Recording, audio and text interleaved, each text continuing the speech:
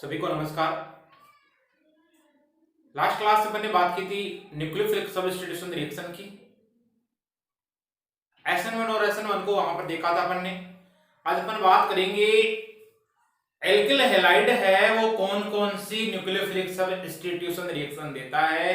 तो अपना टॉपिक रहेगा आज some nucleophilic substitution reactions of alkyl halide, या कुछ इंपॉर्टेंट न्यूक्लियोफिलिक सब्स्टिट्यूशन रिएक्शन है उनके बारे में अपन अध्ययन करते।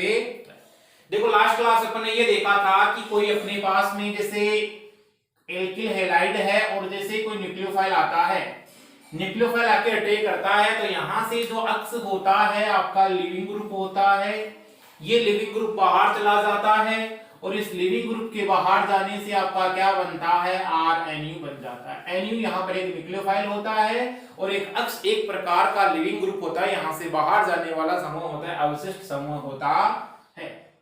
और ये हो गया आपका अक्ष माइनस। इसी रिएक्शंस को आप बोल रहे थे SN1।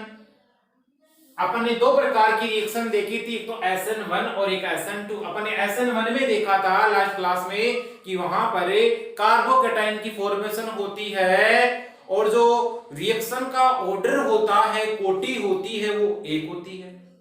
इसके अलावा अपन ने SN2 में जहां बात की थी वहां पर देखा था कि वो केवल सिंगल स्टेप में होने वाली रिएक्शन थी। वहां पर आपने ये देखा था कि ट्रांजिशन स्टेट की फॉर्मेशन हो रही थी और बैक साइड स्टेप हो रहा था जिसको आप वाल्डन प्रतिलोमन बोल रहे थे। तो अपन आज करेंगे कुछ इंपॉर्टेंट रिएक्शंस की SN1 और SN2 की, और महत्वपूर्ण यौगिकों का अपन करेंगे संश्लेषण। सबसे पहले लगाइए एमीन का संश्लेषण, तो सिंथेसिस ऑफ एमीन।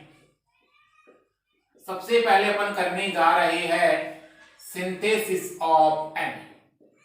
देखिए एमीन का जो संश्लेषण करेंगे इस विधि को बोला जाता है हाफमान अमोनोलाइसिस, और ये आप जहां एमीन का निर्माण करेंगे वहां भी पढ़ोगे इसको।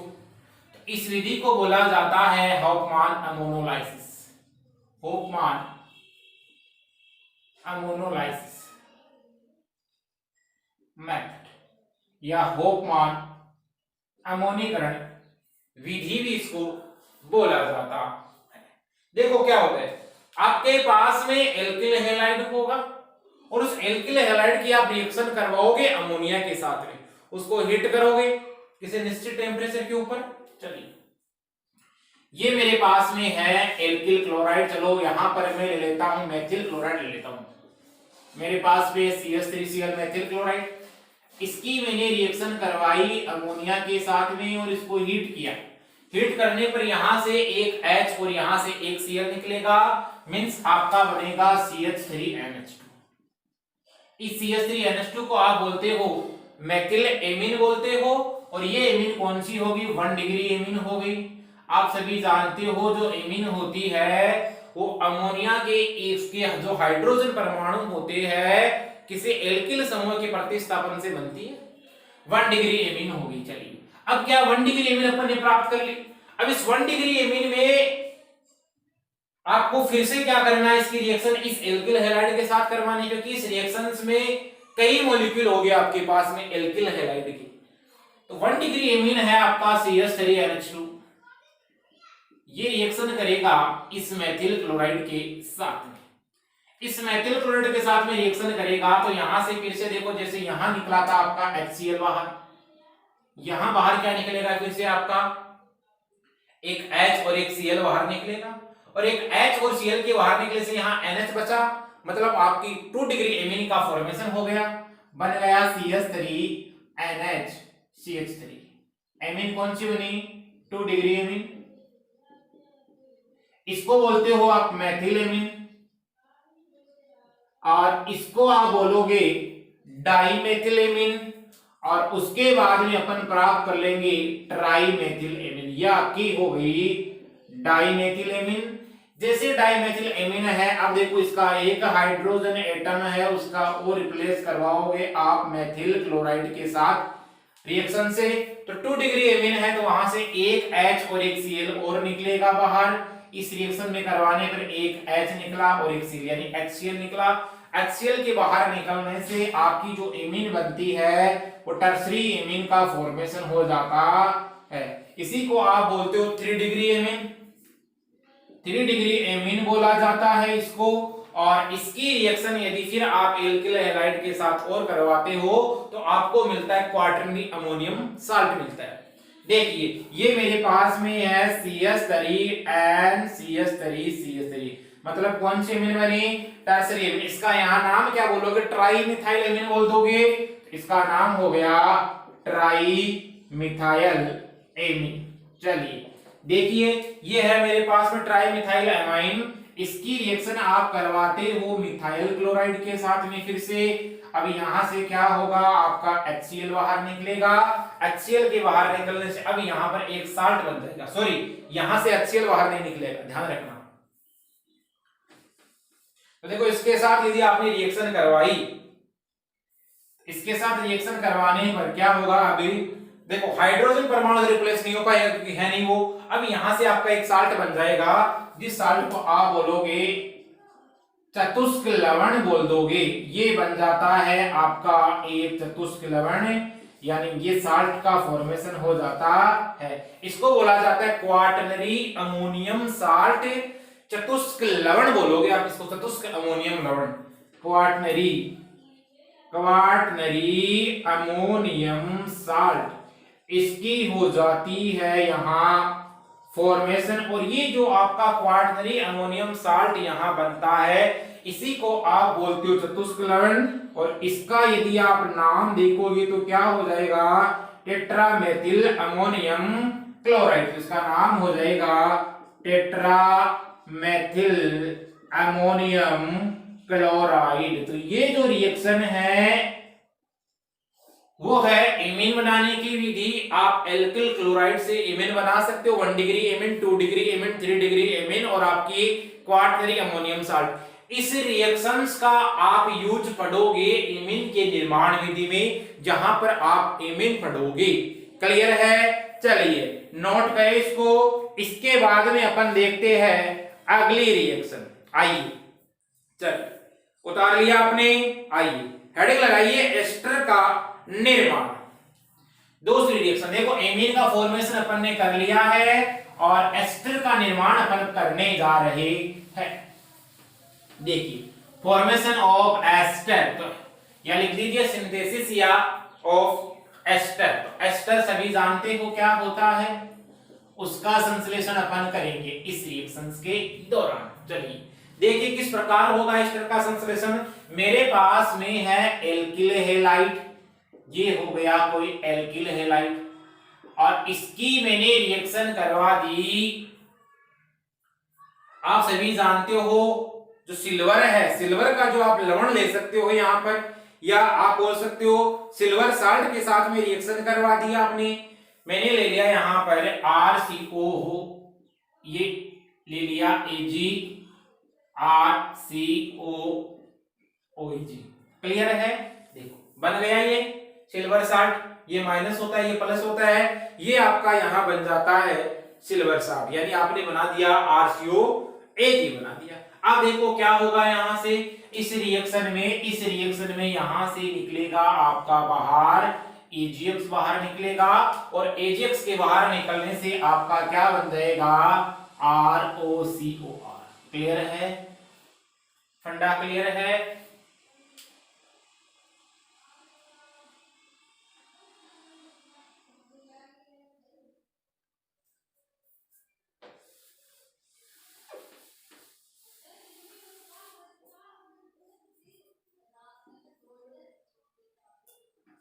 चलिए अपन बनाते हैं एस्टर का निर्माण कैसे होता है उसकी बात करेंगे। देखो एल्किल हैलाइड की आप रिएक्शन करवाते हो किसी सिल्वर साल्ट के साथ में।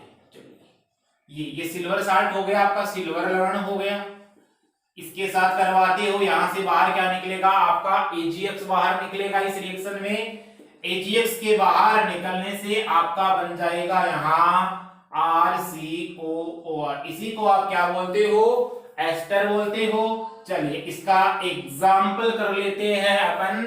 मेरे पास में है मिथाइल क्लोराइड, इसकी रिएक्शन मैंने करवाई, ये मैंने ले लिया सिल्वर साल्ट ले लिया कोई है ना। चलो इसकी रिएक्शन मैंने करवाई तो यहाँ पर क्या होगा, आपका AgCl बाहर निकलेगा और AgCl के बाहर निकलने से आपका क्या बन जाएगा, एस्टर की फॉर्मेशन हो जाएगी। तो इसे क्या बोलोगे, इस कंपाउंड को बोलोगे आप एस्टर बन गया। चलिए, और ये बन गया आपका मिथाइल एसीटेट, जिसको आप बोल सकते हो, लिख सकते हो मिथाइल एसीटेट बना दिया आपने। आइए, ये हो गया सिंथेसिस ऑफ एस्टर। एस्टर का निर्माण किस प्रकार होता है उसके बारे में अपन ने बात की। चलिए हेडिंग लगा दीजिए, फॉर्मेशन ऑफ ईथर या सिंथेसिस ऑफ ईथर। ईथर का निर्माण कैसे होता है उसके बारे में अपन बात करेंगे। आइए, सिंथेसिस ऑफ ईथर, सभी जानते हो ईथर क्या होता है आपका, यदि ऑक्सीजन की दो वैलेंसी फ्री और उसके द्वारा कोई एल्किल समूह आके जुड़ते हैं तो उसी को आप क्या बोलते हो, यहाँ ईथर बोलते हो। चलिए, किस प्रकार होता है, यदि आप करवाते हो एल्किल हैलाइड की रिएक्शन सिल्वर ऑक्साइड के साथ, यानी ये मेरे पास में एल्किल हैलाइड है, इसकी रिएक्शन मैंने करवाई सिल्वर ऑक्साइड, इसी को आप बोलते हो सिल्वर ऑक्साइड। इसके साथ आपने रिएक्शन करवाई, इसके साथ आपने रिएक्शन करवाई, इसके साथ रिएक्शन होगी 2 मोल के साथ में, तो यहां से क्या होगा, Ag अक्स निकलेगा बाहर और आपका क्या बनेगा, ROR बन जाएगा। क्लियर है, क्या बनेगा, देखो Ag अक्स तो बाहर निकलेगा और ROR बन जाएगा। आई बात समझ में। चलिए, आपका क्या बनेगा, यहां पर ईथर की फॉर्मेशन हो जाती है, आपका बन गया ROR और Ag अक्स यहां से निकल जाता है बाहर, इसी को आप बोलते हो ईथर। ये बन गया आपका ईथर। क्लियर है। चलिए एग्जांपल कर लेते हैं, मेरे पास में है मेथिल क्लोराइड, इसकी रिएक्शन मैंने करवाई Ag2 के साथ में, सिल्वर ऑक्साइड के साथ करवाने पर यहां से क्या होगा, यहां से इसके 2 मोल रिएक्शन में पार्टिसिपेट करेंगे और 2 मोल के रिएक्शन में पार्टिसिपेट करने से यहां पर आपका बनेगा CH3OCH3 और बाहर क्या निकल जाएगा, आपका AgCl निकल जाएगा। यहां पर कितने निकलेंगे, AgCl के 2 निकलेंगे, यहां भी कितने निकल जाएंगे आपके, AgCl 2 निकल जाएंगे। अब देखो इसका नाम लिखते, देखो ये हो गया आपका डाईमेथिल ईथर हो गया, डाईमेथिल ईथर। चलो ये तो हो गया इसका कॉमन नेम। इसका आईपीसी नाम देखते हैं, देखो इसका आईपीसी नाम क्या होगा, इस समूह को बोला जाता है एल्कोक्सी एल्केन के रूप में इसका नाम लिखोगे आप तो क्या हो जाएगा, मेथॉक्सी मेथेन लिख दोगे, इसका आईपीसी नाम हो जाएगा मेथॉक्सी मेथेन, इसको आप बोल देते हो। क्लियर है। चलिए ये आपका हो गया, आपने ईथर की फॉर्मेशन कर ली। चलो ईथर में एक इंपॉर्टेंट लगा के देखना, नोट लगा के, एक होता है जिसको आप बोलते हो विलियमसन ईथर संश्लेषण। विलियमसन ईथर संश्लेषण ईथर के निर्माण की अच्छी विधि होती है, ये आप पढ़ोगे ईथर के निर्माण विधि में भी पढ़ोगे ये चीजें। तो यहां पर नाम है विलियमसन ईथर सिंथेसिस, बड़ी इंपॉर्टेंट रिएक्शन है, नेम रिएक्शन आ जाती है, इसलिए ये आपकी क्या हो गई है, एनपीआर रिएक्शन हो गई। चलिए क्या करते हैं अपन करते हैं किसी एल्किल क्लोराइड के साथ रिएक्शन करवाते हैं, एल्किल क्लोराइड के साथ में मैंने रिएक्शन करवाई, इसको आप बोलोगे सोडियम एल्कोक्साइड। क्लियर है, ये मेरे पास में है एल्किल क्लोराइड, इसकी रिएक्शन आपने करवाई सोडियम एल्कोक्साइड के साथ में। सोडियम एल्कोक्साइड के साथ में जब आप करवाते हो रिएक्शन तो यहां से क्या बन निकल जाता है, NaCl, और फॉर्मेशन किसकी हो जाती है, आपकी ईथर की हो जाती है और NaCl निकल जाता है बाहर, यानी आपने क्या बना दिया है, यहाँ पर ईथर बना दिया। तो ईथर के निर्माण की विधि है। क्लियर है, किससे बना रहे हैं अपन, एल्किल क्लोराइड से बना रहे हैं, बना क्या रहे हैं, ईथर बना रहे हैं। जैसे यहाँ पर एग्जांपल करते हैं, मेरे पास में मिथाइल क्लोराइड है और इसकी रिएक्शन मैंने करवा दी NaOC2H5, इसको बोलोगे, अब देखो एथिल ग्रुप हो गया, इसको बोलोगे सोडियम इथोक्साइड, और ये हो गया आपका मेथिल क्लोराइड। मेथिल क्लोराइड की रिएक्शन आप करवा रहे हो आप सोडियम एथोक्साइड के साथ में। सोडियम एथोक्साइड के साथ में रिएक्शन होगी तो यहां से बाहर क्या निकलेगा आपका NaCl बाहर निकलेगा, और NaCl के बाहर निकलने से यहां पर इनको आपस में जोड़ना ही तो है, और करना क्या है, क्या बनेगा CH3OC2H5। अब देखो एक तरफ तो क्या है आपका एथिल ग्रुप लगा हुआ है, और एक तरफ क्या लगा हुआ है, मेथिल ग्रुप लगा हुआ है। कॉमन नेम तो आप क्या लिखोगे इसका, एथिल मेथिल ईथर लिख दोगे। क्या लिखोगे common name, ethyl methyl ether लिख दोगे, यानी इथाइल मिथाइल ईथर हो गया आपका। क्लियर है। चलिए इसका यदि आप लिखना चाहो आईपीएसी नाम, तो देखो आईपीएसी नाम लिखा जाता है ईथर का एल्कोक्सी एल्केन के रूप में, और एल्कोक्सी हमेशा क्या माना जाता है, यानी कि जो छोटा भाग होता है आपके कार्बन चेन में ऑक्सीजन से जुड़ा हुआ, उसको आप क्या मानोगे, एल्कोक्सी मानोगे, और जो बड़ा भाग होता है ऑक्सीजन से जुड़ा हुआ उसको आप क्या मानोगे, एल्केन मानोगे। तो क्या लिख दोगे इसका नाम, छोटे वाले भाग को आप क्या बोलोगे, एल्कोक्सी, मतलब ये मिथोक्सी हो गया, और वो क्या हो गया आपका एथेन, इसको आप बोल दोगे मेथोक्सी एथेन, इसी को आप बोलोगे मेथोक्सी एथेन। क्लियर है। चलिए नोट कीजिए इसे आप, इसी को बोला जाता है विलियमसन ईथर संश्लेषण, क्योंकि यहां पर अपन क्या करवाते हैं, ईथर का संश्लेषण करवाते हैं। ये अपने ईथर का संश्लेषण कर दिया। अब हेडिंग लगा दीजिए यहाँ पे सिंथेसिस ऑफ एल्कोहल, एल्कोहल का संश्लेषण। आइए देखते हैं, लगा दीजिए heading synthesis of alcohol. Alcohol का देखो निर्माण किस प्रकार करते हैं, देखिए एल्कोहल के निर्माण की अच्छी विधि है ये। देखना क्या करते हैं, ये मेरे पास में है एल्किल क्लोराइड, और इसकी अभिक्रिया मैंने करवा दी है किसी कंपाउंड के साथ में, जैसे मैंने लिया KOH। अब ये जो KOH है ये आपका कैसा है, एक्वस, जानते हो, यानी जलीय KOH लिया मैंने काम में। क्या होगा, यहां से KCl बाहर निकलेगा, और KCl के बाहर निकलने से क्या बनेगा आपका ROH बनेगा, और क्या हो जाएगा यहां से KCl निकल गया आपका बाहर। अब बताओ देखिए ये दिमाग लगा के कि कौन सी रिएक्शन हो रही है, SN1 हो रही है, यहाँ पर SN2 हो रही है। देखो OH इलेक्ट्रोफाइल सॉरी न्यूक्लियोफाइल की उपस्थिति में हो रही है, और ये न्यूक्लियोफाइल है, ये क्या है, एक प्रकार का वीक न्यूक्लियोफाइल इसको बोल सकते हो। अब ये जैसे अटैक करेगा इस पर, तो कार्बोकैटायन की फॉर्मेशन होगी। क्लियर है, कार्बोकैटायन की फॉर्मेशन होगी, तो ये जो रिएक्शन संपादित हो रही है आपकी, यहाँ पर SN1 रिएक्शन हो रही है। क्लियर है। चलो इसके अलावा यदि अपन बात करें, आप एल्किल क्लोराइड के विक्रिया करवा सकते हो NaOH के साथ में, NaOH के साथ लोगे यहाँ एक्वस लोगे, तो क्या हो जाएगा, यहाँ से आपका NaCl बाहर निकलेगा, और किसकी फॉर्मेशन हो जाती है, एल्कोहल की फॉर्मेशन हो जाती है, और NaCl यहाँ से निकलता है बाहर। इसके अलावा आप एल्किल क्लोराइड की रिएक्शन करवा सकते हो AgOH के साथ में, इसको बोला जाता है सिल्वर हाइड्रोक्साइड, और ये जो सिल्वर हाइड्रोक्साइड आप काम में ले रहे हो, ये आप लेना मोस्ट, मोस्ट का मतलब जानते हो नम, जिसमें नमी हो, यानी नमी वाला सिल्वर हाइड्रोक्साइड आप काम में लोगे, तो यहां से क्या होगा, एक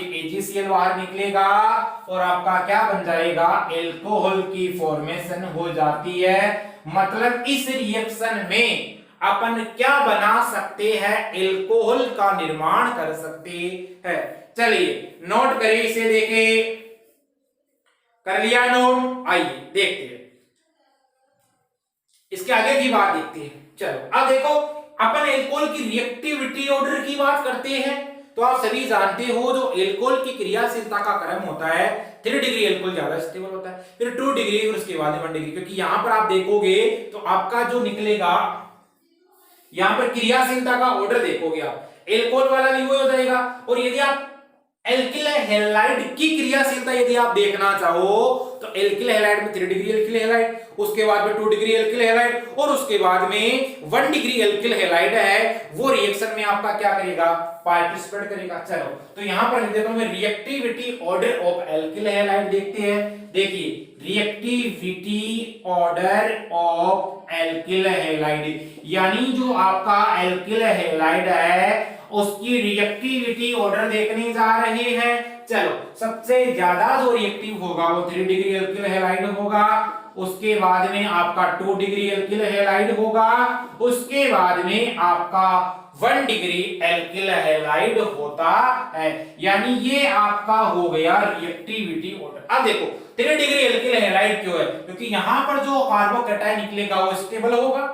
देखिए यहां से आपका कार्बोकैटायन निकला, इसका मतलब कार्बोकैटायन बना हैलाइड के निकलने से, तो जो कार्बोकैटायन बनता है वो स्टेबल होता है। और आपको पता है SN1 रिएक्शन यहां पर संपादित होती है। क्यों होती है, क्योंकि SN1 में आपका कार्बोकैटायन बनता है और वहां पर यदि आप ऑर्डर देखते हो कार्बोकैटायन में तो 3 डिग्री 2 डिग्री 1 डिग्री आता है। क्लियर है।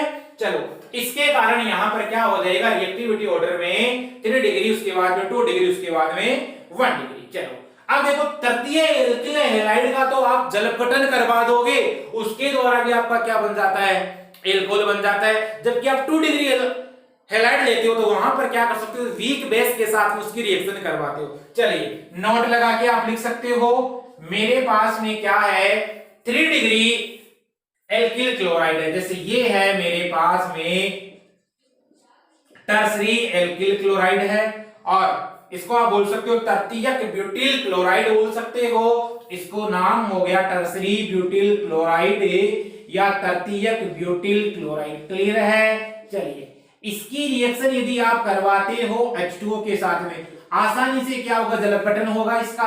अब देखो जलपटन जैसे ही होगा, इसका मतलब 3 डिग्री है, आसानी से जलपटन हो जाएगा इसका, और जलपटन होके तुरंत क्या दे देते हैं आपको, एल्कोहल दे देते। मतलब एल्कोहल यहां कौन से देंगे, 3 डिग्री एल्कोहल देते हैं। इसी को आप बोलते हो तृतीयक ब्यूटिल एल्कोहल।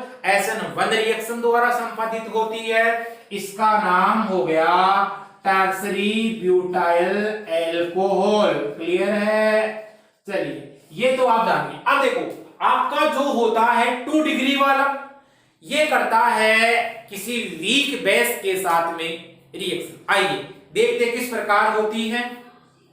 और वीक बेस से जानते हो सोडियम कार्बोनेट आपका कैल्शियम कार्बोनेट है, उनके साथ में ये रिएक्शन में पार्टिसिपेट कर सकता है। चलिए देखने जा रहे हैं, अपने पास में 2 डिग्री है, ये तो 3 डिग्री हो गया, 2 डिग्री एल्किल क्लोराइड है, उसकी रिएक्शन देखिए क्या होता है। 2 डिग्री एल्किल क्लोराइड है आपका, तो क्या होता है, ये है मेरे पास में कोई आइसोप्रोपिल क्लोराइड, इसको बोल सकते हो आप। क्लियर है। चलिए ये हो गया आइसोप्रोपिल क्लोराइड। इस आइसोप्रोपिल क्लोराइड की आप करवाते हो रिएक्शन, किसके साथ में, किसी वीक बेस के साथ में करवाते हो। अब वीक बेस कौन कौन सा आप यहां काम में ले सकते हो, सोडियम कार्बोनेट ले सकते हो, वीक बेस किसी दुर्बल क्षार के साथ में सोडियम कार्बोनेट जो भी है, या आप ले सकते हो कैल्शियम कार्बोनेट, इसके साथ करवाते हो तो यहां से आपको क्या मिल जाएगा, एल्कोहल की फॉर्मेशन हो जाती है। क्लियर है। तो ये कौन सा एल्कोहल देगा, देखो ये Cl यहां से हटता है। क्लियर है। और यहां से किसी न्यूक्लियोफाइल के साथ में रिएक्शन होती है, जैसे OH- के साथ में रिएक्शन होगी तो आपको क्या मिल जाता है, आइसोप्रोपिल एल्कोहल की फॉर्मेशन हो जाती है। इसी को आप क्या बोलते हो, आइसोप्रोपिल एल्कोहल बोलते हो, या आपका ये क्या बनता है 2 डिग्री एल्कोहल। क्लियर है। चलिए ये अपन ने कर ली सिंथेसिस किसकी, एल्कोहल की। आइए आगे हेडिंग लगा दीजिए, formation of alkyl nitrite. Alkyl nitrite का निर्माण करना या सिंथेसिस ऑफ एल्किल नाइट्राइट, यदि नोट कर लिया तो आपने हेडिंग लगाइए सिंथेसिस ऑफ एल्किल नाइट्राइट। आइए देखते हैं किस प्रकार होती है। देखो सिंथेसिस ऑफ एल्किल नाइट्राइट यानी एल्किल नाइट्राइट का निर्माण करना। अब देखो एल्किल नाइट्राइट आपका क्या होता है, RONO, इसी को आप क्या बोलते हो, एल्किल नाइट्राइट बोलते हो। चलो किस प्रकार रिएक्शन होती है वो देखते हैं। देखिए एल्किल हैलाइड की रिएक्शन यदि आप करवाते हो पोटेशियम नाइट्राइट के साथ में, देखिए एल्किल हैलाइड लिया और इसकी रिएक्शन करवाई आपने पोटेशियम नाइट्राइट। अब देखो इसको आप इस प्रकार लिख सकते हो KONO लिखा जा सकता है। तो यहां से क्या होगा, ये बाहर निकलेगा, KX बाहर निकलेगा और KX के बाहर निकलने के बाद में आपका क्या बनेगा, यहां से RONO, इसी को आप बोलते हो एल्किल नाइट्राइट। क्लियर है, इसी को बोलोगे तो आप इस रिएक्शन को इस प्रकार लिख सकते हो, क्या, एल्किल हैलाइड या क्लोराइड की रिएक्शन आपने करवाई तो यहां से KX बाहर निकला और KX के बाहर निकलने से क्या बन गया, आपका एल्किल नाइट्राइट की फॉर्मेशन हो जाती है। ये बन गया आपका एल्किल नाइट्राइट। चलिए आगे की बातें और करते हैं, जैसे इसका एग्जांपल लेते हैं अपन। ये मेरे पास में है एथिल क्लोराइड और एथिल क्लोराइड की रिएक्शन आप करवाते हो पोटेशियम नाइट्राइट के साथ में, इसको बोला जाता है पोटेशियम नाइट्राइट। इस पोटेशियम नाइट्राइट के साथ में यदि आप यहां रिएक्शन करवा रहे हो तो यहां से बाहर क्या निकलता है, आपका KCl बाहर निकलता है और आपका बन जाता है CH3CH2ONO, इसी को आप बोलते हो एथिल नाइट्राइट। क्या बोलोगे, इस कंपाउंड को बोलोगे एथिल नाइट्राइट बोलोगे। चलिए ये आपका हो गया एथिल नाइट्राइट की फॉर्मेशन। क्लियर है, मिथाइल क्लोराइड के द्वारा मिथाइल नाइट्रेट की फॉर्मेशन भी आप कर सकते हो। आइए ये आपने देखा एल्किल नाइट्रेट का निर्माण, सॉरी एल्किल नाइट्राइट का निर्माण कैसे होता है। आइए ये जो रिएक्शन होती है ये किस प्रकार होती है, तो देखो ये रिएक्शन आपकी यहाँ SN2 मैकेनिज्म के द्वारा होती है। क्या होगा, एक ट्रांजिशन स्टेट की फॉर्मेशन होती है। चलिए अब आप हेडिंग लगा लीजिए, synthesis of nitro alkene. Nitro alkene का निर्माण किस प्रकार होता है, आइए देखते हैं। सिंथेसिस ऑफ नाइट्रो एल्केन, आइए देखते हैं। Synthesis of nitro alkene, nitro alkene की फॉर्मेशन कैसे होती है। Nitro alkene, synthesis of nitro alkene, nitro alkene का निर्माण किस प्रकार करते हैं। देखिए मेरे पास में है एल्किल हैलाइड और इस एल्किल हैलाइड की रिएक्शन मैंने करवा दी AgNO2 के साथ। क्लियर है, इसी को आप क्या बोलते हो, सिल्वर नाइट्राइट कहते हो। इस सिल्वर नाइट्राइट के साथ रिएक्शन होती है और सिल्वर नाइट्राइट के साथ रिएक्शन होने पर यहां से क्या निकलता है, बाहर AgX बाहर निकलता है और आपका बनता क्या है, यहां पर ध्यान रखना RNO2 बनेगा। इसको आप क्या बोलते हो, नाइट्रो एल्केन कहते हो। यानी यहां बनता है RNO2 और उस रिएक्शन में ध्यान रखना क्या बनेगा आपका, क्लियर है, नाइट्राइट की फॉर्मेशन होती है। चलो जैसे एग्जांपल करते हैं, मेरे पास में है एथिल ब्रोमाइड है। इस एथिल ब्रोमाइड की रिएक्शन मैंने करवा दी सिल्वर नाइट्राइट के साथ में, यहां से क्या निकलता है, बाहर AgBr निकलता है तो आपका क्या बन जाता है CH3CH2NO2। इसको देखो आप क्या बोलोगे, देखो नाइट्रो एल्केन, तो ये क्या बन जाता है आपका नाइट्रो एथेन बन जाता है। इसके द्वारा आप क्या कर लेते हो, ये आपका बन गया नाइट्रो एथेन। क्लियर है, ये आपने देख लिया नाइट्रो एल्केन का निर्माण किस प्रकार किया जाता है, उसकी अपन ने बात कर ली। आइए अगली हेडिंग लगा लीजिए, थायो ईथर का निर्माण। चलिए थायो ईथर का निर्माण, तो सिंथेसिस ऑफ थायो ईथर। चलो हेडिंग लगा लीजिए, सिंथेसिस ऑफ थायो ईथर। देखते हैं थायो ईथर का निर्माण किस प्रकार होता है उसकी अपन बात करते हैं। अब देखो थायो ईथर क्या होता है, जैसे अपने ईथर देखा था तो उसमें जो बॉन्डिंग आपको दिखाई दे रही थी वो ऑक्सीजन था, और यहां पर क्या होगा आपको ये मिलेगा सल्फर एटम्स के मध्य बॉन्डिंग मिलेगी, यानी सल्फर की दो वैलेंसी आप क्या करोगे यहाँ पर फ्री करोगे। क्लियर है? चलिए इसके लिए आप क्या क्या काम में लेते हो रिएक्शन करवाने के लिए, तो सोडियम सल्फाइड लेते हो और एक सोडियम मरकेप्टाइड लेते हो। ध्यान रखना यहाँ पर क्या क्या काम में लेते हो, सोडियम सल्फाइड लेते हो और सोडियम मरकेप्टाइड, इसी को तो बोला जाता है सोडियम सल्फाइड।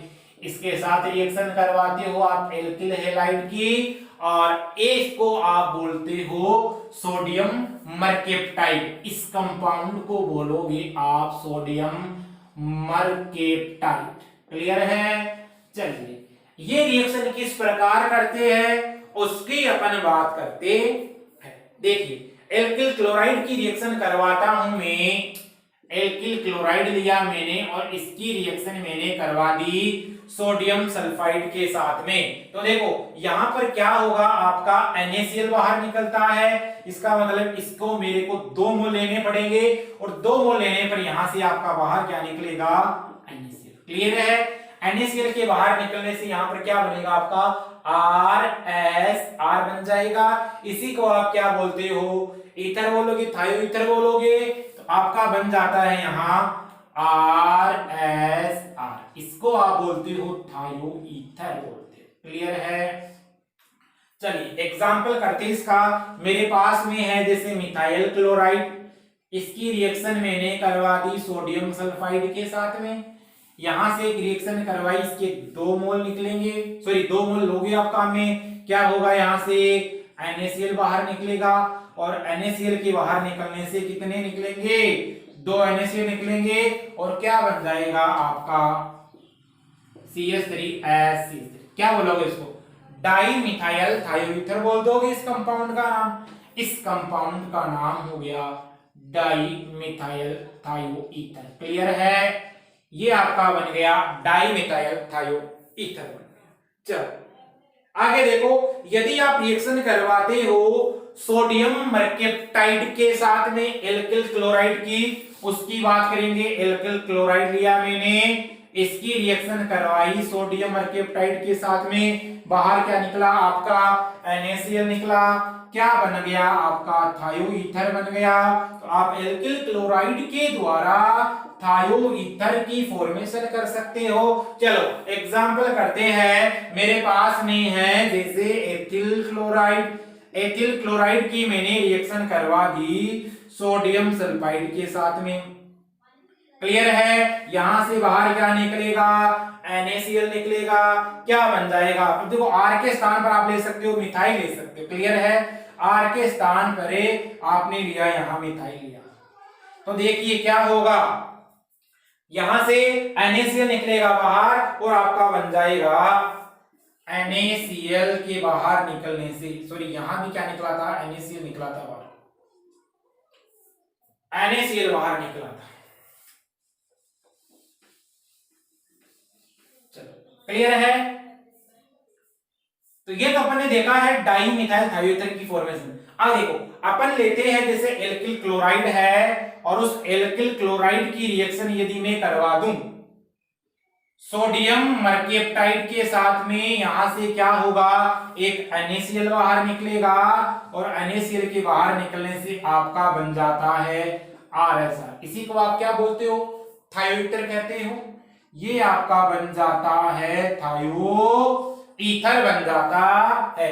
चलो और अपन एग्जांपल की बात करते हैं, ये मेरे पास में है एथिल क्लोराइड, इसकी रिएक्शन मैंने करवा दी इस कंपाउंड के साथ में, इसका नाम क्या है, एथिल क्लोराइड, और ये आपका हो गया जैसे अपन आप बोल रहे थे सोडियम मरकेप्टाइड है ये। क्लियर है? तो ये सोडियम एथिल मरकेप्टाइड इसको बोल दोगे, या एथिल सोडियम मरकेप्टाइड बोल दोगे, कोई दिक्कत नहीं है आपके। चलिए यहां से क्या होगा, एक NaCl बाहर निकलेगा, और NaCl के बाहर निकलने से आपकी किसकी फॉर्मेशन हो जाती है, CH3CH2S CH2CH3। बताओ ये बन गया आपका डाई मिथाइल थायोईथर की फॉर्मेशन हो जाती है।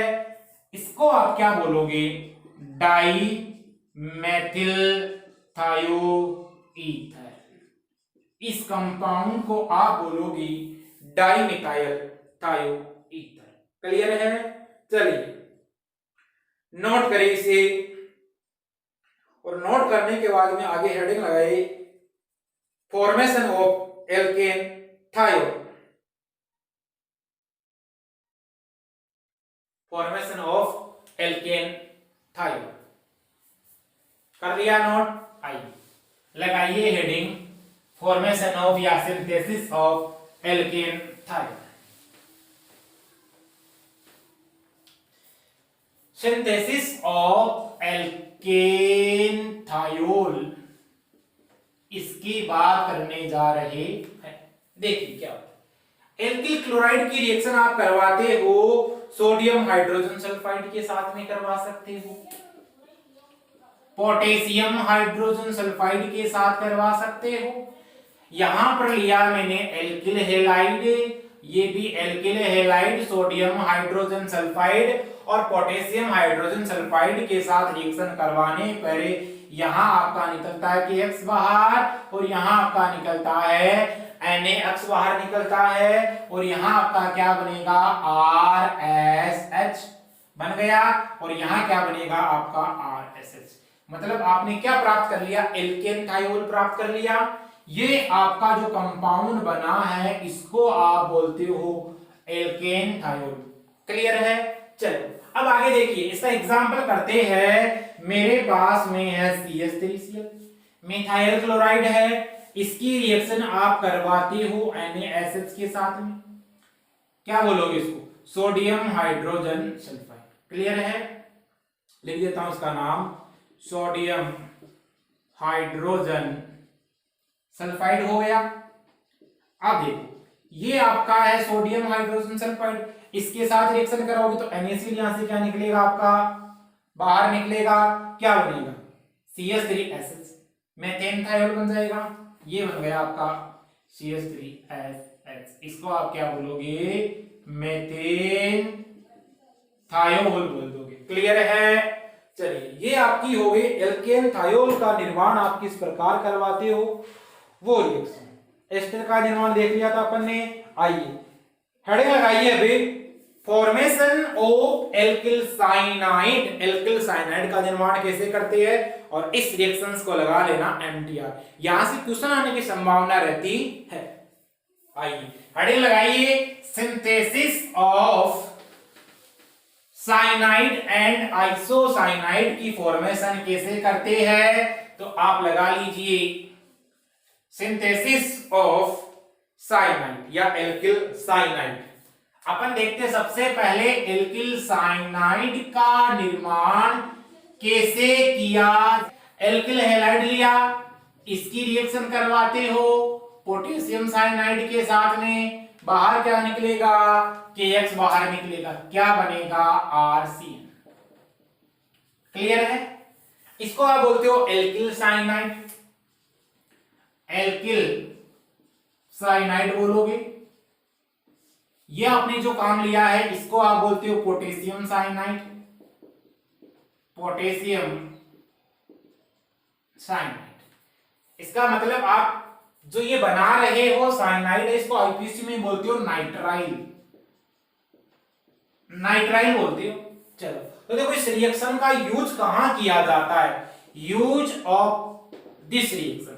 इस रिएक्शन का यूज किया जाता है, आप कार्बन श्रृंखला है उसके आरोहण में करोगे तो आप लिख दोगे ascent of carbon chain, ascent of carbon chain, यानी कार्बन श्रृंखला के आरोहण में इस रिएक्शन का यूज किया जाता है।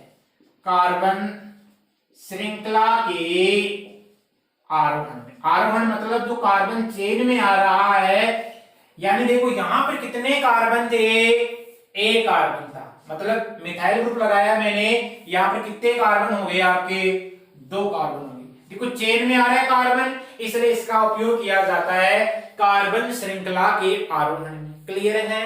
चलिए एग्जांपल करते हैं, मिथाइल क्लोराइड की रिएक्शन मैंने करवा दी पोटेशियम साइनाइड के साथ में। तो यहां से देखो KCl बाहर निकलता है आपका, और आपका बन क्या जाता है, मिथाइल साइनाइड की फॉर्मेशन हो जाती है, और KCl आपका बाहर।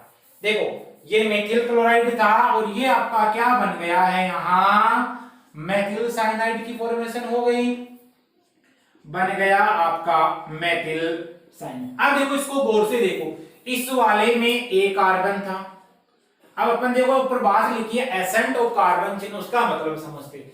यहाँ पे कितने कार्बन हुए आपके, 2 कार्बन हो गए, मतलब आपने क्या किया, कार्बन चेन में वृद्धि की है, तो इसका यूज क्या हो गया, एसेंट ऑफ कार्बन चेन में किया जाता है। अब देखो ये जो आपने एल्किल साइनाइड बनाया है, इस एल्किल साइनाइड से आप विभिन्न प्रकार के प्रोडक्ट की फॉर्मेशन कर सकते हो, यानी इसका बहुत ज्यादा यूज है। क्लियर है, इस एल्किल साइनाइड का क्या क्या यूज है वो अपन देखेंगे ना, एल्किल साइनाइड के बारे में पढ़ेंगे विस्तार से, वहां पर देखेंगे कि इसका यूज क्या क्या होता है इसके बारे में। क्लियर है, चलिए आइए, ये अपन ने कर लिया synthesis of alkyl cyanide, alkyl cyanide का फॉर्मेशन करना। आइए हेडिंग लगा दीजिए, synthesis of alkyl isocyanide, synthesis of alkyl isocyanide. अगली रिएक्शन है अपने पास में synthesis of alkyl isocyanide.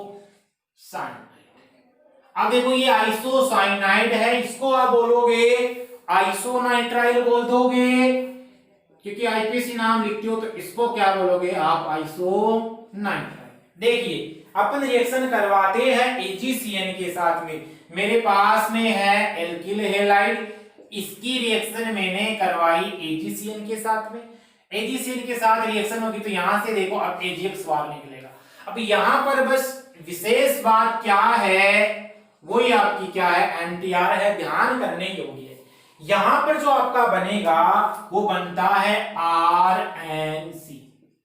Clear है, ये बनता है, देखो इसको आप बोलते हो एल्किल आइसोसाइनाइड, या आप इसको ऐसे भी लिख सकते हो, क्या इसमें कोऑर्डिनेट बॉन्ड लगा के, क्योंकि नाइट्रोजन कार्बन को लोन पेयर देता है, जिसके कारण दाता परमाणु पर क्या आता है, धनावेश आता है, और ग्राही परमाणु पर क्या आता है, जो ग्राही परमाणु होता है, एटम होता है, उस पर आपका क्या आ जाता है, ऋणावेश आ जाता है। इसको आप बोलते हो alkyl isocyanide, alkyl isocyanide. Clear है। अब आपके एक क्वेश्चन आ रहा है दिमाग में शायद, यदि आप आइसोनाइट्राइल की बात कर रहे हो तो क्वेश्चन क्या आ रहा है, 2 प्रकार के क्वेश्चन आपके आ रहे हैं, उनकी अपन बात करेंगे। देखो क्या क्वेश्चन आ रहे हैं, अभी आपके सामने आ जाएगा। देखो एक क्वेश्चन तो आपके पास में आ रहा है कि इस चेन का यूज कहां किया जाता है, तो देखो इस चेन का यूज कई आप बोलोगे एसेंट ऑफ कार्बन चेन नहीं किया जाता है। क्यों नहीं किया जाता है, देखो यहां पर कार्बन चेन में एक कार्बन था, क्योंकि यहां पर कार्बन चेन में कईयों को 2 कार्बन दिखाई दे रहे हैं, लेकिन ये इस कार्बन चेन का भाग नहीं है, ये कार्बन बीच में क्या आ गया, यहाँ एक नाइट्रोजन आ गया, तो इस कार्बन चेन का भाग नहीं है ये। क्लियर है, एक क्वेश्चन तो आपका ये। दूसरा क्वेश्चन कि इस पर पॉजिटिव चार्ज क्या है, नेगेटिव चार्ज क्या है, तो जानते हो सभी, इसने लोन पेयर दिया इस कार्बन को, दाता पे पॉजिटिव, ग्राही पे क्या, नेगेटिव। इसके अलावा ध्यान रखना, जहां वैलेंस से ज्यादा बॉन्ड बनते हैं वहां पर पॉजिटिव चार्ज आता है। ऑर्गेनिक केमिस्ट्री में देखते हो कि आप स्ट्रक्चर वगैरह देखते हो, जहां ज्यादा बॉन्ड बनते हैं केमिकल बॉन्डिंग में देखना, वहां पर खूब स्ट्रक्चर देखेंगे अपन। पॉजिटिव चार्ज नाइट्रोजन पे पॉजिटिव चार्ज क्यों हो रहा है, देखो नाइट्रोजन की वैलेंसी कितनी होती है, 3 होती है, हद से ज्यादा बॉन्ड बनाता है पॉजिटिव चार्ज आएगा।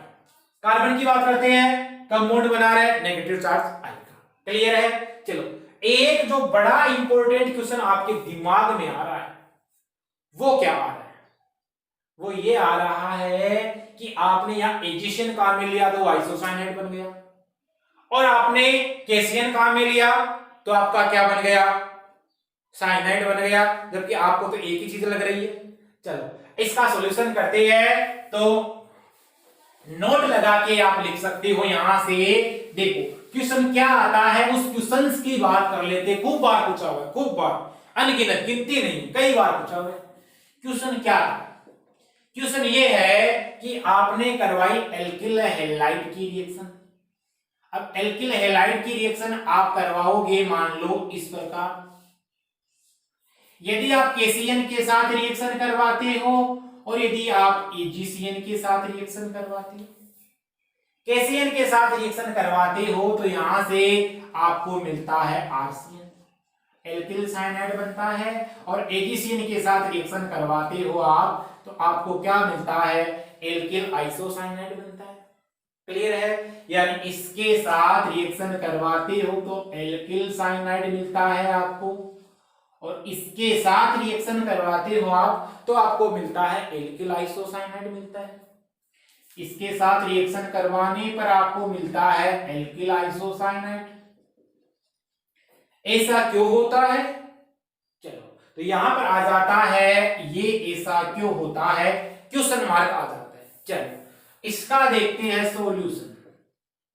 सॉल्यूशन क्या है इसका? देखो केसीएन है, एक तरफ लिख रहा हूं मैं केसीएन और एक तरफ लिख रहा हूं मैं एजीसीएन। अब सभी जानते हो केसीएन है एक प्रकार का आयनिक कंपाउंड है और एजीसीएन यहां पर एक प्रकार का कोवेलेंट कंपाउंड हो गया। क्योंकि देखो मेटल दिखाई दे रहा है आपको, सिल्वर मेटल होती है, धातु होती है, और इस मेटल और इसके मध्य बॉन्ड बन रहे हैं। तो यहां पर जो बॉन्ड बना आपका, ये बॉन्ड कौन सा बॉन्ड है? कोवेलेंट बॉन्ड है। क्लियर है? चलो वो तो मेटल है। और ये देखो पोटेशियम, ये जो पोटेशियम आपको दिखाई दे रहा है इसके मध्य क्या होता है, ये K+Cn- होता है। तो यहां पर जो बॉन्डिंग आपको देखने को मिलती है वो कौन सी मिलती है? आयनिक बॉन्डिंग या आयनिक बंध देखने को मिलेगा। और वहां पर कौन सा मिलेगा?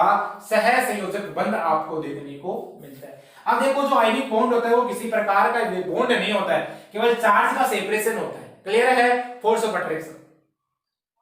समझे इस बात को? देखो यहां पर इसको देखते हो आप, तो ये जो साइनाइड होता है ये सी, इस पर जो कार्बन होता है आपका, ये कार्बन जाके इस एल्किल ग्रुप से या एल्किल समूह से बॉन्ड का फॉर्मेशन बनाता है। इसका मतलब आपका जो यहां पर जो साइनाइड है, ये साइनाइड है एक प्रकार का होता है अटैकिंग रिएजेंट होता है। यहां आप बोल सकते हो आक्रमणकारी अभिकर्मक ये होता है। क्लियर है? तो साइनाइड आपका आक्रमणकारी अभिकर्मक होता है, जिसमें ये जो आपको कार्बन दिखाई दे रहा है, ये कार्बन एक नाभिक स्नेही की भांति व्यवहार करेगा। यहां कार्बन किसकी भांति व्यवहार करता है? तो कार्बन एक न्यूक्लियोफिलिक सेंटर की भांति, एक नाभिक स्नेही केंद्र की भांति व्यवहार करता है, जिसके कारण डायरेक्ट क्या बना देता है, ये एल्किल साइनाइड का निर्माण कर देता है। चलो एजीसीएन की बात करते हो आप, तो देखो एजीसीएन को देखो, मैंने बोला था एक coordinate bond, sorry covalent bond है। एजीसीएन हो गया, नाइट्रोजन के पास में क्या उपस्थित है? यहां लोन पेयर उपस्थित है। अब देखो कोवेलेंट बॉन्ड है, यहां पर एजी देखोगे आप, इस एजी की विशेषता देखोगे क्या क्या है।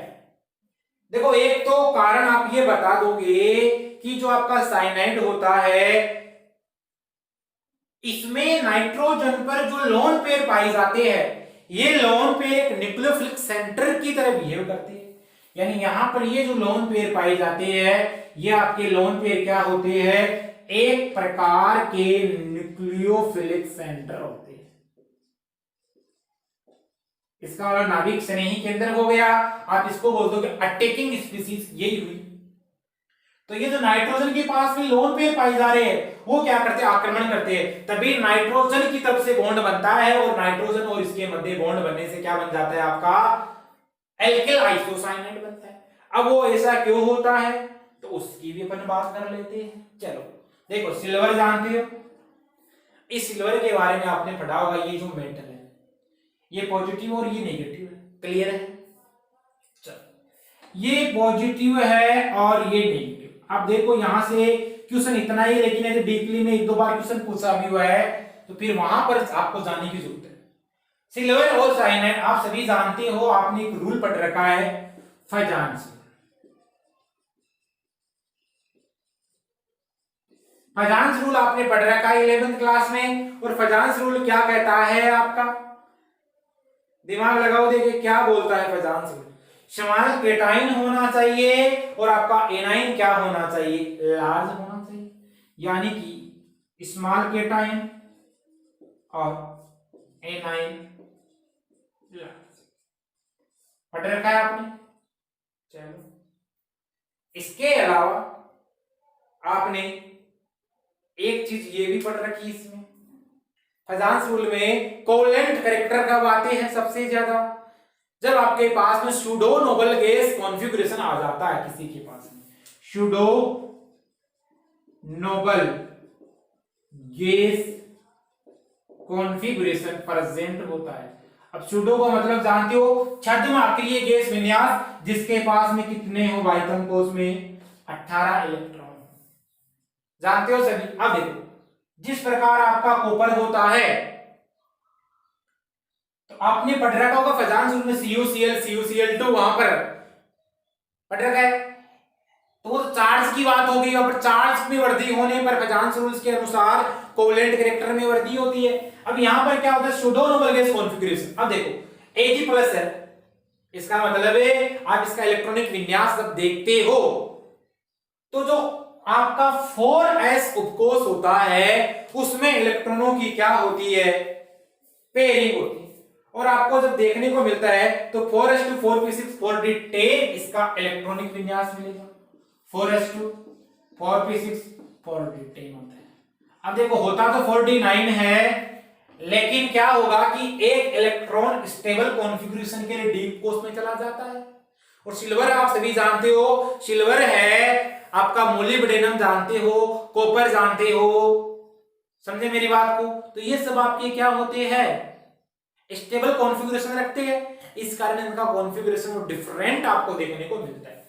इसका मतलब डी इलेक्ट्रॉनों की क्या होती है, यहां पर पुअर शील्डिंग होती है, यानी जो परिरक्षण प्रभाव होता है डी इलेक्ट्रॉनों का वो दुर्बल होता है। इस कारण फजांस रूल यहां पर बताते हैं इसमें कोवेलेंट कैरेक्टर आ जाते हैं, यानी सहसंयोजक लक्षण आ जाते हैं, जिसके कारण यहां पर ये कोवेलेंट बॉन्ड का निर्माण करता है, जबकि केसीएन में ऐसा नहीं पाया जाता। यदि आप डीप में जाना चाहो तो बता सकती हो यहां पर पुअर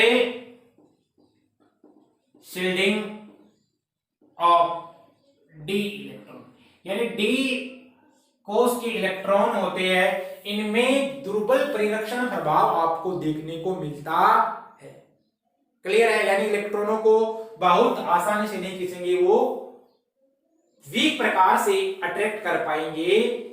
इस कारण आपका क्या बनता है, यहां पर AgCN बनता है और ये बनता है। यदि बोर्ड एग्जाम के हिसाब से बात करें तो आपको केवल ये बताना है साइनाइड है, इसमें नाइट्रोजन क्या होता है, लोन पेयर होता है, और नाइट्रोजन में जो लोन पेयर होता है वो एक आक्रमणकारी विकर्ण के रूप में कार्य करता है, जो एक न्यूक्लियोफिलिक सेंटर होता है, और वो न्यूक्लियोफिलिक सेंटर डायरेक्ट एल्किल से बॉन्ड बनाता है और आपका क्या बन जाता है, एल्किल आइसोसाइनाइड बन जाता है। क्लियर है, चलो अब देखो इस एल्किल आइसोसाइनाइड है, इसका भी अपन आगे फिर यूज पढ़ेंगे, इसका क्या यूज किया जाता है, जैसे मेथोसाइनाइड की बात की ना, तो इसका आगे यूज पढ़ेंगे अपन, कहां पढ़ेंगे वो अपन बात करेंगे जहां पर एल्किल साइनाइड पढ़ेंगे या एल्किल आइसोसाइनाइड पढ़ेंगे, वहां पर उसका यूज पढ़ेंगे। चलिए क्लियर है, चलो एल्किल क्लोराइड की लास्ट रिएक्शन देखेंगे अब, जिसको बोलते हो Friedel craft reactions, important reaction है Friedel craft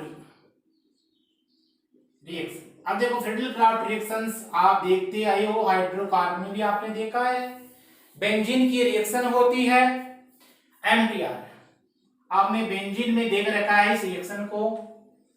Friedel craft reaction में क्या होता है, मेरे पास में होती है बेंजीन।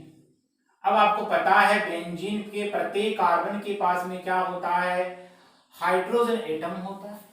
क्लियर है, इसकी रिएक्शन करवाते हो आप मेथिल क्लोराइड के साथ में, या आप बोल सकते हो एल्किल क्लोराइड के साथ में, और यहां पर लेते हो एनहाइड्राइस AlCl3, तो लिख रहा हूं मैं एनहाइड्रस, इसको बोलोगे आप निर्जल AlCl3 के साथ रिएक्शन होती है।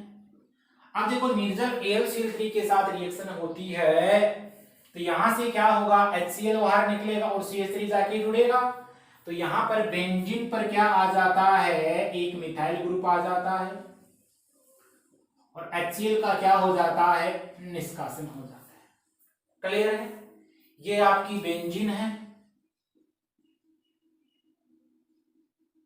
इसको निर्जल बोल सकते हो, इसको शुष्क भी बोल सकते हो, ड्राई भी बोल सकते हो। इसको बोला जाता है मेथिल बेंजीन। और शायद आपको ध्यान होगा इसका एक नाम और है जिसको आप बोलते हो टोलुइन, इसको आप टोलुइन ही बोल सकते हो। क्लियर है? चलो इसके मैकेनिज्म देख लेते हैं थोड़ी सी। देखो क्या है, यहां पर CH3 AlCl3 के साथ रिएक्शन करता है तो आपको क्या मिलता है, एक CH3 प्लस मिलता है। यहां पर देखो एक हल्की सी मैकेनिज्म की ओर बात कर लेते हैं। यहां पर देखो मिथाइल क्लोराइड है आपका, ये रिएक्शन करता है इस AlCl3 के साथ में, तो यहां से क्या होता है, आपको मिलता है एक मिथाइल केटाइन मिलता है और आपका AlCl4 माइनस मिल जाता है आप। क्लियर है? इसको आप क्या बोलते हो, मिथाइल केटाइन मतलब आपका एक इलेक्ट्रोफाइल जनरेट हो गया, एक इलेक्ट्रॉन से नहीं बन गया। तो यानी जो फ्रीडल-क्राफ्ट रिएक्शन है ये बेंजीन की एक इलेक्ट्रोफिलिक सबस्टिट्यूशन रिएक्शन है, यानी बेंजीन की इलेक्ट्रॉन से नहीं प्रतिस्थापन अभिक्रिया। आप बोल सकते हो यहां पर इलेक्ट्रोफिलिक सबस्टिट्यूशन रिएक्शन, ये एक प्रकार की इलेक्ट्रॉन स्नेही प्रतिस्थापन अभिक्रिया है किसकी, बेंजीन की। यानी यहां पर ये जो इलेक्ट्रोफाइल है CH3 ये इस कार्बन पे अटैक करता है तो यहां से क्या निकल जाता है, आपका एक H+ निकल जाता है। क्लियर है? चलो इसके एग्जांपल्स देखते हैं, फिर इसको पूरी मैकेनिज्म के साथ शो करते हैं। एग्जांपल देखो, ये मेरे पास में बेंजीन, इसकी रिएक्शन मैंने करवाई है CH3CH2Cl के साथ में। क्या लिया काम ने, एनहाइड्रस AlCl3, निर्जल AlCl3। यहां से आपको क्या मिलेगा, एक कार्बोकेटाइन जनरेट होता है, CH3CH2 प्लस जनरेट होता है, ये इस कार्बन पे जाके अटैक करता है, आपको क्या मिल जाता है, एथिल बेंजीन प्राप्त हो जाता है। मींस आपको यहां मिल गया इथाइल बेंजीन या आपको मिल गया एथिल बेंजीन। क्लियर है? चलो और एग्जांपल के द्वारा और क्लियरिटी लाते हैं आपके दिमाग में। क्या होता है इसको यहां तक नोट करें आप लोग। चलिए आगे और एग्जांपल के थ्रू आपको बताते हैं। देखो यहां पर ये ले लिया मैंने, एक आइसोप्रोपिल क्लोराइड लेते हैं, उसके द्वारा देखते हैं किस प्रकार रिएक्शन होती है।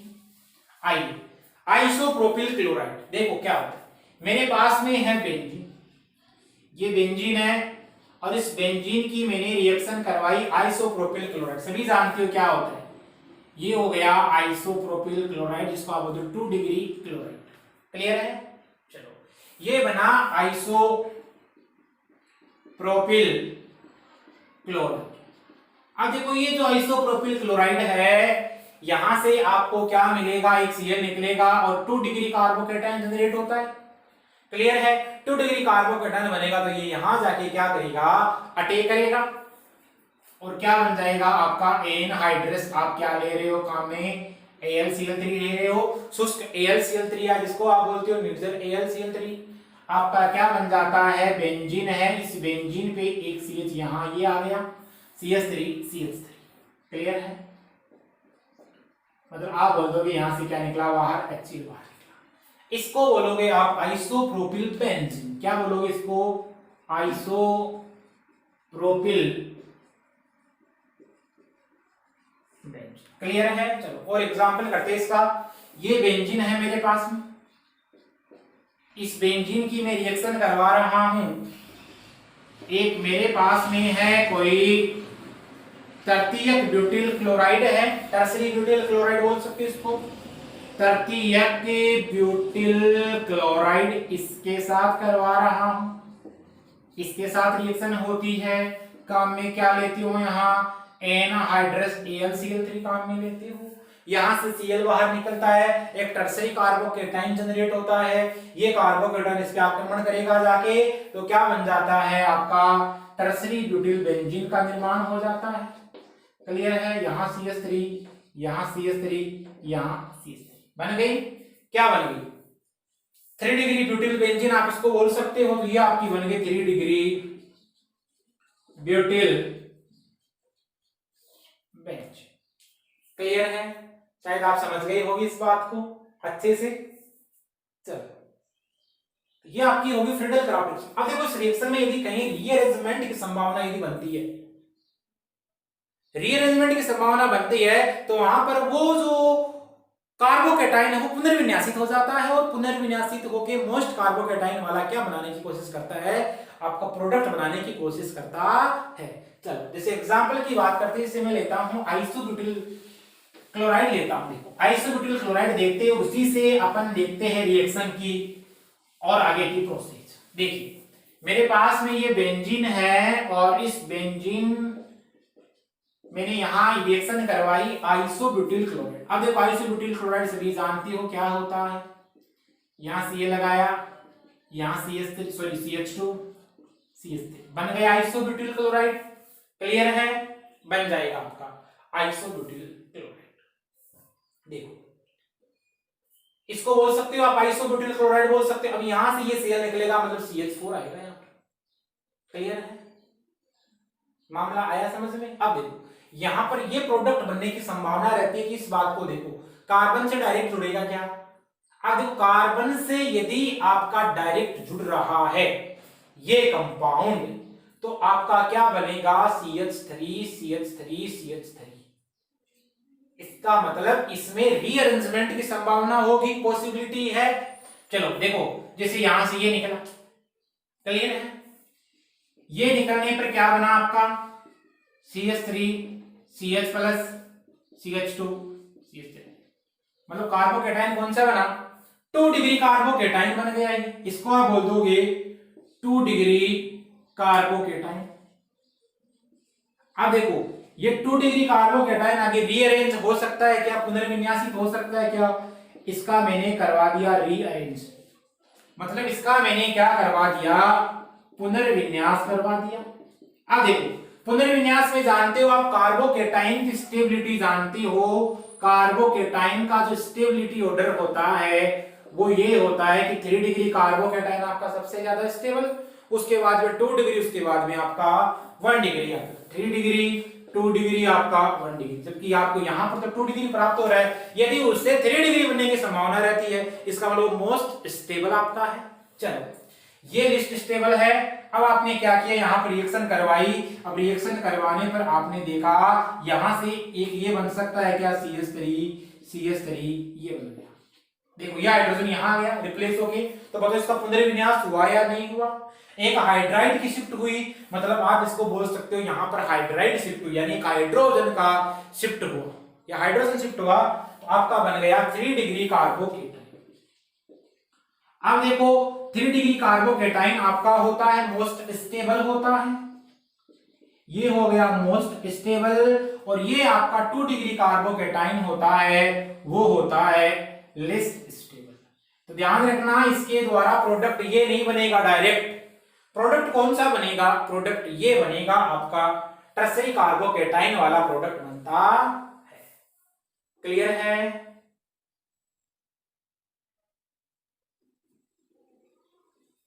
आई बात समझ में। चलिए तो प्रोडक्ट बनाएंगे, देखे क्या प्रोडक्ट बनता है निर्जल AlCl3 के साथ में यदि आप करवाते हो रिएक्शंस को। यहां पर मैंने लिया एनहाइड्रस AlCl3 लिया, क्या बन जाएगा आपका बेंजीन बन जाएगी, और इस पर लगा दिया कार्बन मिथाइल मिथाइल और आपका मिथाइल। अब पता चल गया वो कैसे बना है, क्योंकि वो स्टेबल कार्बोकेटाइन की फॉर्मेशन होगी। और आप जानते हो आपने पढ़ रखा है न्यूक्लियोफिलिक सबस्टिट्यूशन रिएक्शन में, SN1 रिएक्शन में 3 डिग्री मोस्ट स्टेबल, तो कौन सी रिएक्शन से हो रहा है ये, SN1 क्रिया विधि द्वारा हो रहा है या नहीं हो रहा है, हो रहा है। चलो क्या बोलोगे इसको 3 डिग्री 1 2 3 4 है तो ब्यूटिल बेंजीन होगी, टर्सरी ब्यूटिल बेंजीन।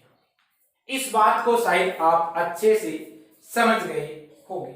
यानी ये एक प्रकार की इलेक्ट्रॉन्स नहीं प्रतिस्थापन अभिक्रिया हुई आपकी। अब देखो आपका जो प्राथमिक एल्किल क्लोराइड है ये एक प्रकार का कॉम्प्लेक्स का निर्माण कर लेता इस रिएक्शंस के दौरान। यदि अपन इसकी मैकेनिज्म को देखते पूरी को तो विस्तार से आपको क्या क्या चीजें ज्ञात होती है उन सब के बारे में देखते हैं।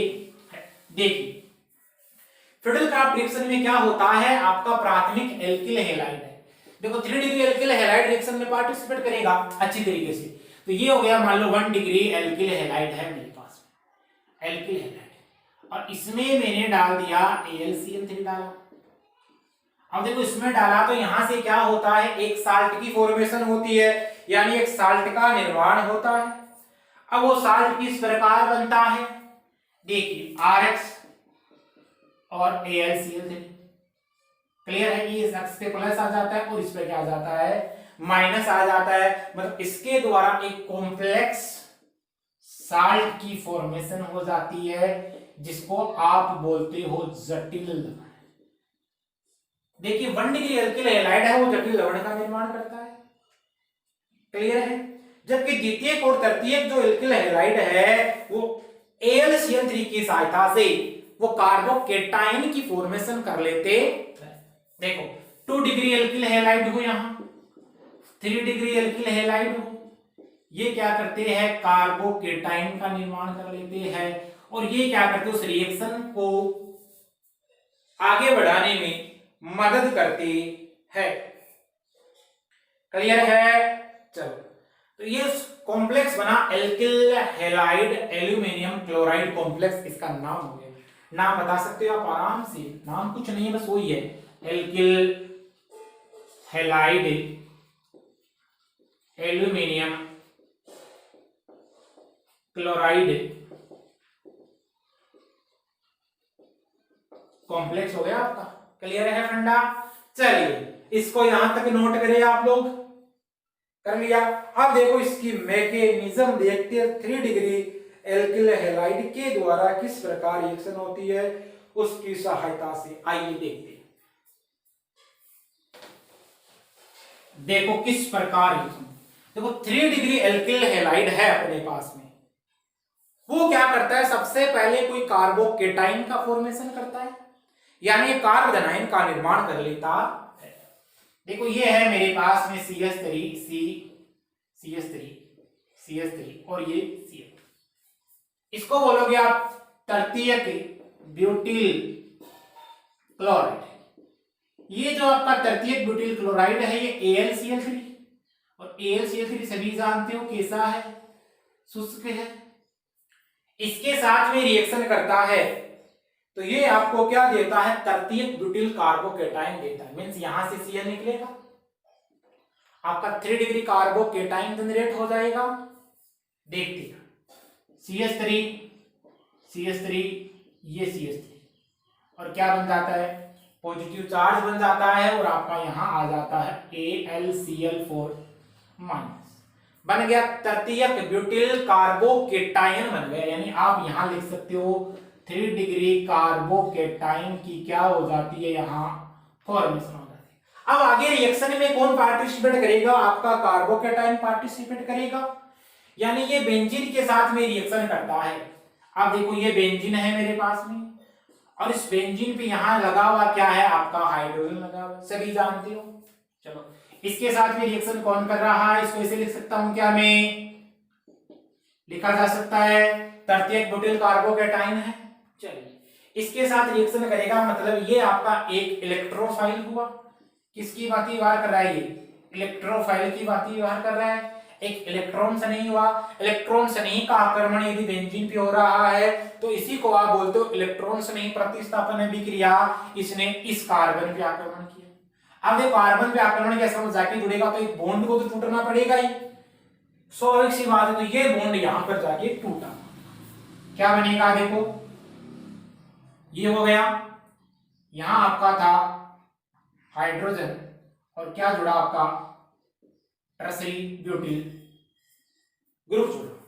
इस बॉन्ड को टूटना पड़ा क्योंकि एक वैलेंसी ज्यादा हो गई, इस बॉन्ड को टूटना पड़ा, तो बताओ इस पर चार्ज क्या आएगा? पॉजिटिव। अब देखो इसमें रिंग में रेजोनेंस हो सकता है क्या? हो सकता है। तो यहां पर आप करवा सकते हो, अब रेजोनेंस करवा सकते हो। देखिए रेजोनेंस होगा किस प्रकार होगा, ये इलेक्ट्रॉन इधर से इधर गमन करेंगे, पॉजिटिव चार्ज यहां आएगा। क्लियर है? किसी प्रकार की समस्या नहीं। चलिए इलेक्ट्रॉनों का ट्रांसफर कराइए आप, पाई इलेक्ट्रॉन यहां से यहां मूवमेंट करेंगे, डीलोकलाइजेशन होगा, इनका विस्थानीकरण होगा। इलेक्ट्रॉनों का विस्थानीकरण होगा तो पाई बॉन्ड यहां बनेगा और यहां चार्ज क्या आएगा? आपका पॉजिटिव आएगा। यहां हाइड्रोजन था, यहां आपका क्या था? तृतीयक ब्यूटिल ग्रुप था। क्लियर है? इसमें भी क्या होगा फिर आपका रेजोनेंस होगा। रेजोनेंस होने पर ये क्या होगा? पाई बॉन्ड इधर शिफ्ट होगा, पाई बॉन्ड की शिफ्टिंग यहां होगी, तो पाई बॉन्ड की शिफ्टिंग होगी तो यहां पर इस कार्बन पे क्या आएगा? कोई पॉजिटिव चार्ज आएगा। तो देखो पाई बॉन्ड की शिफ्टिंग हुई। क्लियर है? चार्ज क्या है? यहां पॉजिटिव आया। आपको पता है यहां क्या उपस्थित है? हाइड्रोजन उपस्थित है, और यहां क्या उपस्थित है? कोई तृतीयक ब्यूटिल ग्रुप उपस्थित है। क्लियर है? अब देखो ये बन गया। आप इसको एक इसका यदि अनुनादी संकर बनाना चाहो तो बना सकते हो। क्या बना? क्लियर है? यहां पर आपका क्या था? हाइड्रोजन था, यहां पर आपका क्या था? कोई टर्सरी ब्यूटिल ग्रुप। अब देखो इलेक्ट्रॉन केवल इतनी दूर में चक्कर लगा रहे हैं, पता है आपको, क्योंकि ये जो आपको कार्बन यहां दिखाई दे रहा है, इस कार्बन के साथ में पहले क्या नहीं था? यहां पाई बॉन्ड नहीं था यहां। क्लियर है? तो ये जो बना है कंपाउंड, इसको बोला जाता है एरिनियम आयन। क्लियर है? इसी एरिनियम आयन को अपन बोलते हैं व्हीललैंड कॉम्प्लेक्स। व्हीललैंड कॉम्प्लेक्स बोल देते हैं। और इसमें कार्बन का जो संकरण यदि आपसे पूछा जाए एरिनियम आयन में, तो क्या निकल के आता है? sp3 आएगा, क्योंकि 4 क्या है यहां? सिग्मा बॉन्ड है। तो देखो यदि एरोमेटिक कार्बन पर क्या आ जाता है? आपका धनावेश आ जाता है, क्योंकि धनावेश देखो इतनी दूर में फैल रहा है, इतनी दूर में वो डीलोकलाइज कर रहा है। तो एरोमेटिक कार्बन पर यदि आपका धनावेश आ जाता है तो उसी को आप क्या बोलते हो? एरिनियम आयन कहते हो। इसी को आप क्या बोलते हो? व्हीललैंड संकुल बोलते हो। और इस पर हाइब्रिडाइजेशन क्या आता है? आपका sp3 आता है। क्लियर है? ये अपने क्या बनाया है? एक अनुनादी संकर बनाया है, रेजोनेंस हाइब्रिड का निर्माण किया है। यहां तक शायद आप समझ गए। देखिए अब क्या है? आपका AlCl3 आएगा यहां, और AlCl3 जैसे ही यहां आएगा तो वो क्या करेगा? रिएक्शन में आगे AlCl3 और HCl को बाहर निकाल देगा और आपकी रिएक्शन संपादित हो जाती है। देखिए यहां पर क्या होगा? आपका AlCl4 आएगा। ये AlCl4 आया माइनस, जो यहां से बना था, ये यहां से क्या होगा? आपका ये H रिमूव होगा। H के रिमूव होने से यहां पर क्या बनेगा? एक आपका पाई बॉन्ड की फॉर्मेशन होगी। H रिमूव हुआ और H के रिमूव होने से क्या बना? आपका एक पाई बॉन्ड की यहां फॉर्मेशन हो गई और आपका क्या बन जाता है? तृतीयक ब्यूटिल बेंजीन का निर्माण हो जाता है। क्लियर है? चल एक H निकला आपका तो एक HCl निकल जाएगा, एक आपका HCl और एक आपका क्या बनेगा? AlCl3 बनेगा। क्या बन गई? टर्सरी ब्यूटिल बेंजीन बन गई। क्या? तो ये थी आपकी फ्रीडल क्राफ्ट रिएक्शन। अब इस फ्रीडल क्राफ्ट में अपन एल्काइलेशन भी होता है, एसाइलेशन भी होता है, एल्किलीकरण, एसिडीकरण होता है। इनके बारे में पढ़ेंगे। ये आइसोमराइजेशन से भी रिएक्शन कर सकती है, तो इसके लिए एक अलग से लेक्चर आपको अवेलेबल करवाया जाएगा। उसमें पूरी मैकेनिज्म किस किस कंपाउंड के साथ में रिएक्शन करता है वो मिलेगा। तो ये अपनी जो बात की थी वो कुछ इंपॉर्टेंट न्यूक्लियोफिलिक सब्स्टिट्यूशन रिएक्शन थी आपके एल्किल हैलाइड की। नेक्स्ट क्लास अपन बात करेंगे एलिमिनेशन रिएक्शंस की, उसमें E1 और E2 के बारे में विस्तार तौर से बात करेंगे। रिएक्शन मैकेनिज्म में आपने पढ़ रखा है। यदि वीडियो क्लास आपको पसंद आई तो यार दोस्तों में शेयर करें। मिलते हैं अपन अगली क्लास में एक नए टॉपिक के साथ में, तब तक के लिए थैंक्स, ऑल द बेस्ट।